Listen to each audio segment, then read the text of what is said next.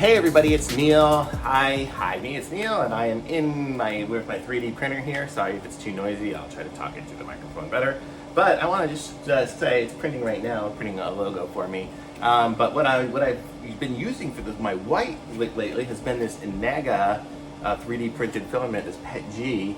And man, this stuff is awesome. It always prints so smooth and it sticks good, and it's really just like the best PETG stuff I have. I've tried all these other brands, all these other ones, and just this one here seems to be the best. It's got the whitest of whites. Doesn't get that transparency, clearish look that some of the other ones get. So I'm going to say this one here, the total thumbs up for me. If you need white filament, definitely try this one here. It's pretty cool, and it's got the little meter thingy on here, so it kind of tells you how much is left, which I really like. A lot of the other ones, they just give you the real, and you have no idea what's on there or anything. You don't even know what's on this one really so much.